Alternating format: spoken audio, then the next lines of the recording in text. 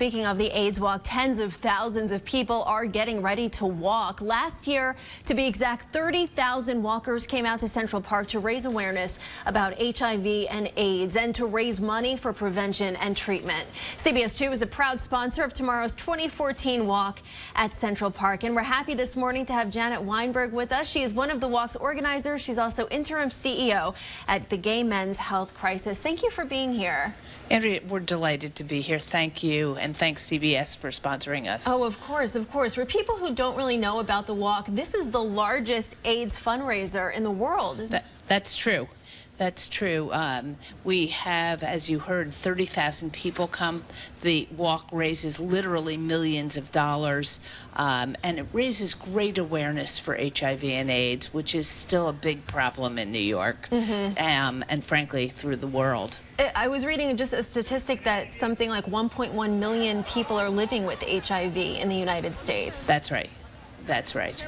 And in New York City, about 132,000 people. What do you think is one of the biggest misconceptions about this? I think people think it's over, and it's not. We still have epidemic proportions of HIV in New York City and in many, many places, most places that have that are core center to the disease. So New York has more cases of HIV, New York City, than Washington, LA, San Francisco, and Boston combined. That's staggering. Yeah. So some of the money tomorrow raised, a lot of it is going to the Gay Men's Health Crisis, along with some other organizations. But tell me about your organization. Thank you. GMHC. When we have our greatest success, it's actually not with somebody who's HIV positive.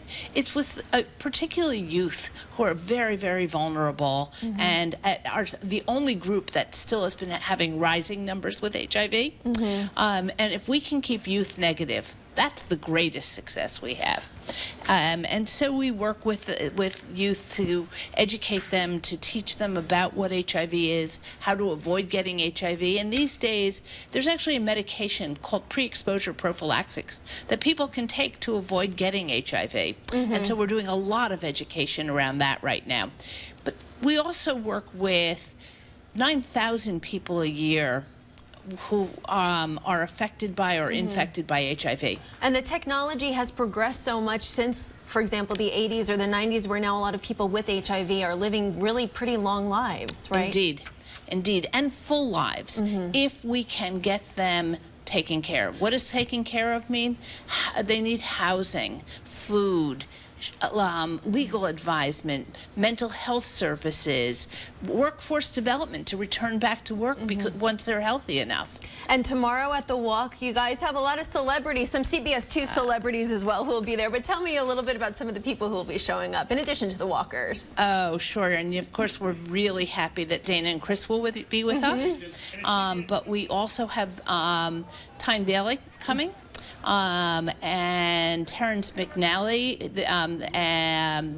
and Bobby Steggert, all from Mothers and Sons on Broadway right now. And we have Mayor de Blasio coming. The mayor will be there. Yes, indeed. Very nice. Is it too late to sign up to walk? Never too late. Okay. You can register in the park. You can register today online. Please come down.